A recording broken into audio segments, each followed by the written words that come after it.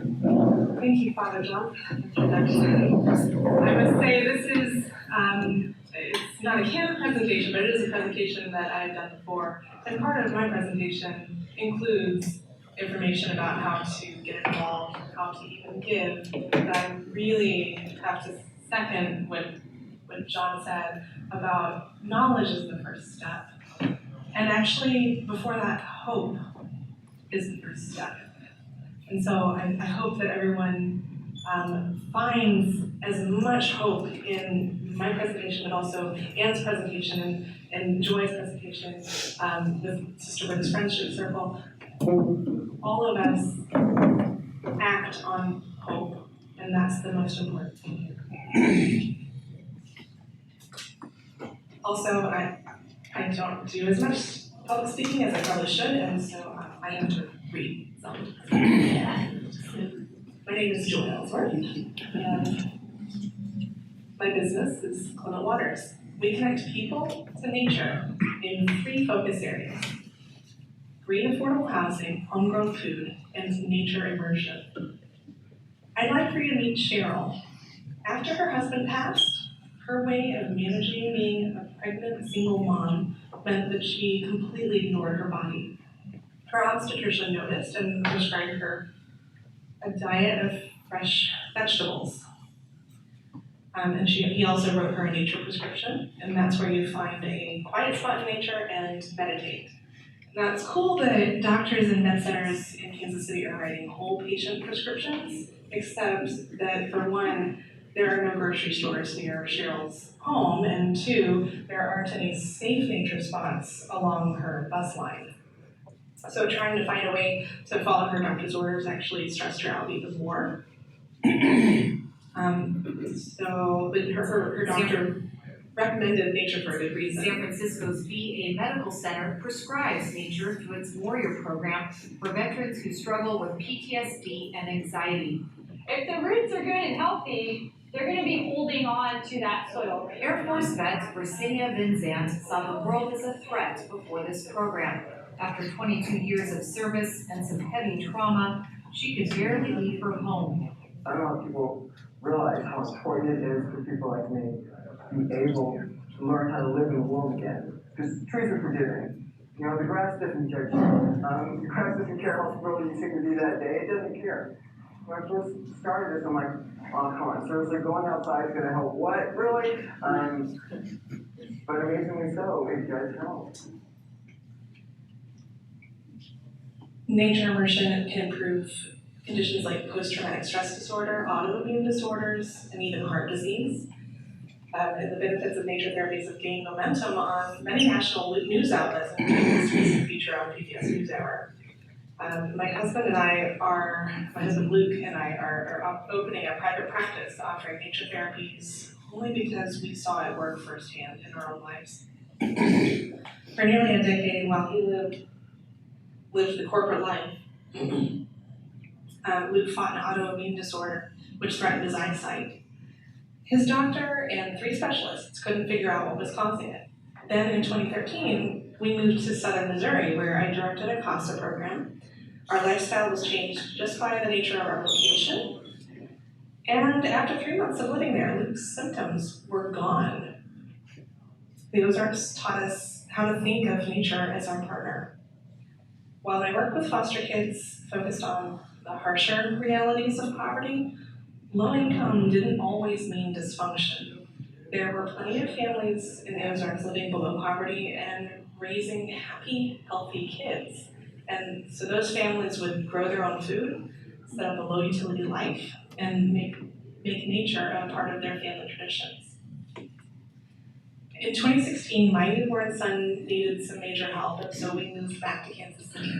And he's fine now, but the unexpected gift of hanging out at Children's Mercy Hospital for 3 weeks opened my eyes. There are good people like Cheryl living in Kansas City who clearly cannot meet their everyday needs. Everyone in this room knows the story of someone who's struggling to survive. since we had just gotten finished matching research studies up with our Ozark lessons in survival, meeting people in the city who needed access to those very solutions got us thinking, what better way to help than to make a nature space near a bus line? And what if it grew food? So we bought some hilly acreage along a creek in Gregory Ridge neighborhood. It is near the Casey Zoo and Casey Community Gardens headquarters, and a gravel trail connects it to Lakeside Nature Center. Since work began in 2018, over 500 volunteers have helped us clear 400 yards of trail, 30 cubic yards of dumped waste, 50 cubic yards of bush honeysuckle, and our awesome volunteers from Serve KC and Youth Volunteer Corps, Scouts of America, and Engineers Without Borders have been building these stairs, outdoor classrooms, raised beds, and an off-grid greenhouse. Though the trail isn't quite finished, we've already welcomed over 100 Kansas Cityans to enjoy nature's bounty in our forest. Thanks to KU's Gear Up program, which needed outdoor programming for urban youth. Last winter, an LPC therapist with a passion for survivors of domestic violence started talking to us about opening a practice. Then this spring we were approached by Cornerstones of Care about giving their foster kids regular group nature therapy.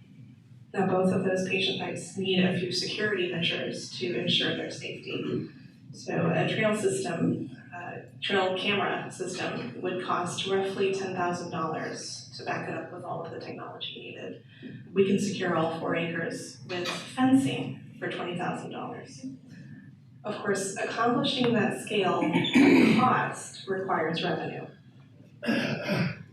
This is where we get into the nuts and bolts. As a 501c3 organization, our revenue has to be pretty diverse. During startup, overhead and employee benefits have been provided by our supportive family, by a daycare owner who provided childcare, and by the Missouri Department of Social Services.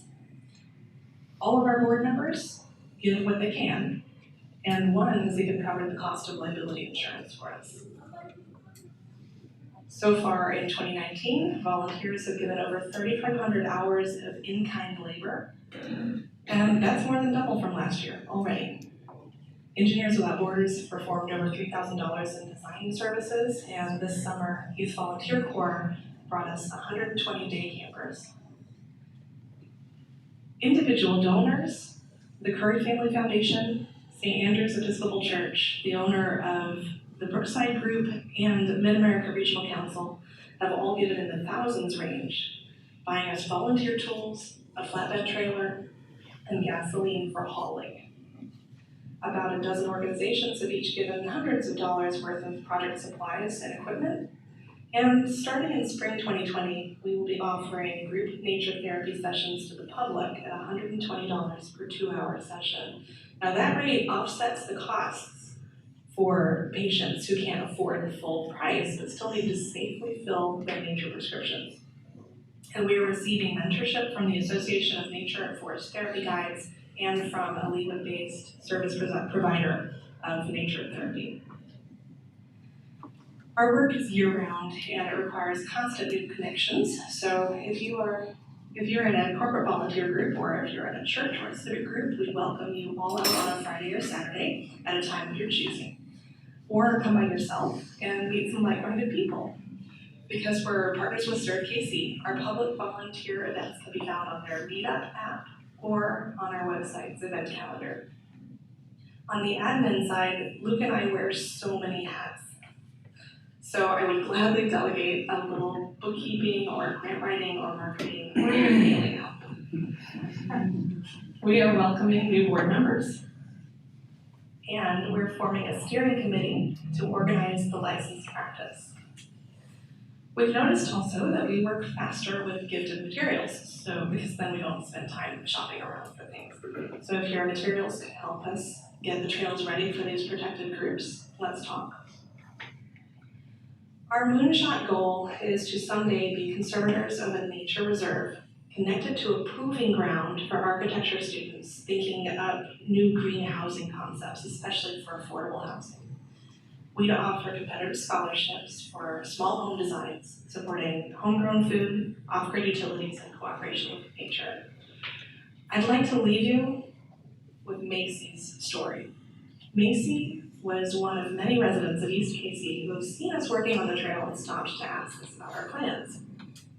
We always offer a tour of the trail. Macy was the third visitor from the area whose professional demeanor evaporated into nervous glances upward and around her the moment that she stepped onto the trail. I finally got the courage to say, you know, you seem suddenly on edge. Is something bothering you? And she stopped to explain it to me.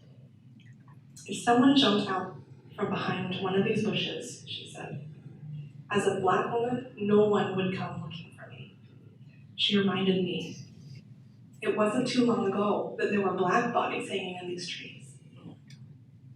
By that time, we had reached the center of the clearing in the basin of our forest retreat. And so surrounded by the songs of birds, crickets, and frogs, enveloped by the dappled green light, Macy looked up, took a deep breath, and sighed. This is nice. You wouldn't know you're in the city, but we are. Macy now comes to our forest to write in her journal, and she wants to train to be one of our certified nature therapy guides. The people who believe in our mission carry its success forward. It's easy to tell other people about us, but if you don't feel comfortable advocating, you can give.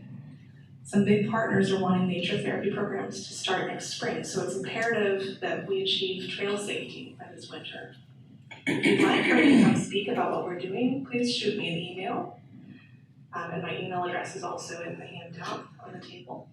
And if what we're doing really resonates with you, you might just be the perfect partner with great ideas to bring to the table. And so I would love it if you reached out. Thank you very much.